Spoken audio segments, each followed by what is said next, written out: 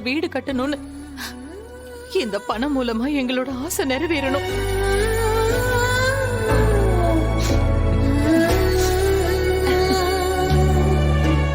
என்னங்க, நம்ம பிள்ளைங்களுக்கு கொடுக்கலையேன்னு வருத்தமா? இருக்காதா பின்ன? புரியுதுங்க.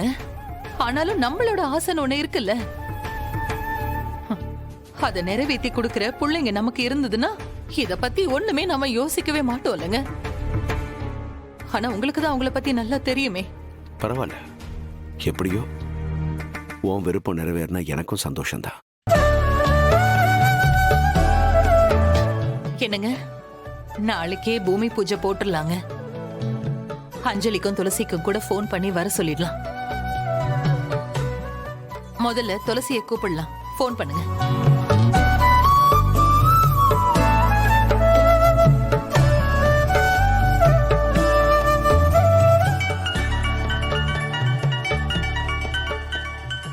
அம்மா, பாட்டி கால் பண்றாங்க.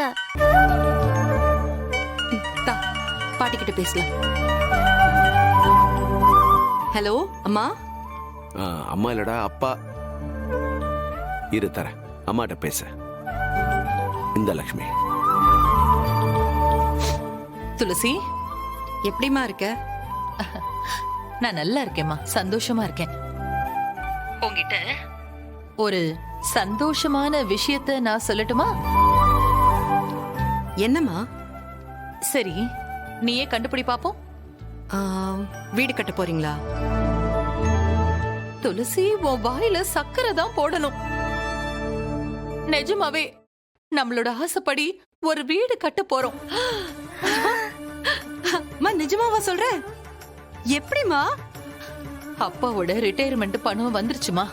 அத வச்சுதான் வீடு கட்டலான்னு நினைச்சிட்டு இருக்கோம். நாளைக்கே பூமி பூஜை பண்ணலான்னு நினைக்கிறேன். நீ கண்டிப்பா வரணும், சரியா?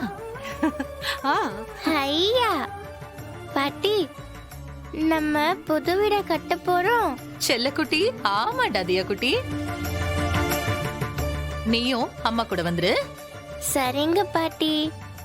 நீங்களும் ஒரு வார்த்தை சொல்லுங்க. துளசி, அப்பா, நாளைக்கு மாப்பிள்ளையை கூட்டிக்கிட்டு நீ நேரத்துக்கே வந்துடணும். கண்டிப்பா வரோம்ப்பா.